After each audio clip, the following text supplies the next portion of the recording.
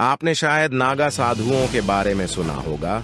ऐसे साधु जो पूरे शरीर पर राख लपेटे हुए अपने अजीबोगरीब रूप के लिए जाने जाते हैं।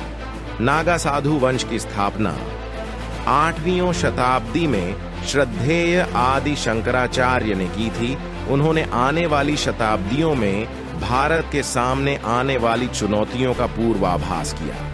मंदिरों पर हमले, सांस्कृतिक क्षरण और एक निडर रक्षा बल की आवश्यकता। अब आइए 18वीं शताब्दी की ओर तेजी से आगे बढ़ें, जब शैतानी अहमद शाह अब्दाली के नेतृत्व में अफगानिस्तान से हमलावर सेनाएं वृंदावन और मथुरा की पवित्र भूमि पर उतरी। यह भारत के इतिहास का एक भयावह समय था। आक्रमणकारियों ने धन और धार्मिक प्रभुत्व की तलाश की और विनाश के निशान छोड़े, जिसमें मंदिरों को अपवित्र करना और स्थानीय आबादी के खिलाफ अत्याचार शामिल थे। आक्रमणकारी बहुत शक्तिशाली थे। वृंदावन खंडहर में पड़ा हुआ था, जहां लगातार मौत की दुर्गंध फैल रही थी। फिर आक्रमणकारियों की नजर कुछ मील दूर स्थित गोकुल की ओर गई। गोकुल को जीतने की जिम्मेदारी कमांडर सरदार खान और उनकी 20,000 की सेना को दी गई, लेकिन उन्हें नागा साधुओं के साथ टकराव की उम्मीद नहीं थी। सरदार खान ने इन नग्न सन्यासियों की हंसी उड़ाई। उन्हें लगा कि उनकी अनुशासित सेना से उनका कोई मुकाबला नहीं है।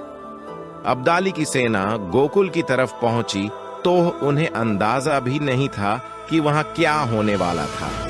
जब उसकी शैतानी सेना गोकुल पहुंची तो वहां पहले से ही भस्म रमाए नागा साधु गुस्से में खूनी आंखों के साथ उनका नरसंहार करने के लिए घात लिए होते हैं। राख से सने नागाओं के चेहरे आक्रमणकारियों के लिए भयावह दृश्य थे। हर हर महादेव का जयकारा लगते हुए एक एक नागा साधु 40-40 अफगानियों के अपने भाले और त्रिशूल से गर्दनें काटकर हवा में उड़ाने लगे। जिन कमजोर दिखने वाले नाग साधुओं का अब्दाली ने मजाक उड़ाया था, उन्हीं नागा साधुओं में मानो महारुद्र की संहार करने की एक भयानक ऊर्जा आ गई थी। जंग का वह मैदान मान लो अब्दाली के सिपाहियों के लिए यमदूत का द्वार बन गया था। हजारों इस्लामी सैनिकों को नागा साधुओं ने फल सब्जी की तरह काट दिया। गोकुल की यमुना नदी लाल हो गई। कुछ ही घंटों में अफगान सेना ताश के पत्तों की तरह बिखर गई। अफगानों की क्षत विक्षत लाशें ढेर हो गईं और आक्रमणकारियों का मनोबल टूट गया। अपनी जान बचाने की बेताब कोशिश में कमांडर सरदार खान ने पीछे हटने का आदेश दिया और इस प्रकार नागा साधुओं ने पवित्र शहर गोकुल को शैतानी ताकतों से बचाया।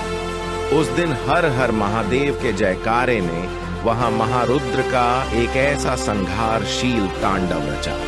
इस्लामियों ने फिर कभी गोकुल पर नजर डालने की हिम्मत नहीं की। इतिहास का यह वीरतापूर्ण और अक्सर भुला दिया गया अध्याय हमें याद दिलाता है कि नागा साधुओं ने अपने दृढ़ संकल्प और विश्वास से भारत की पवित्र भूमि की रक्षा किस तरह से की है।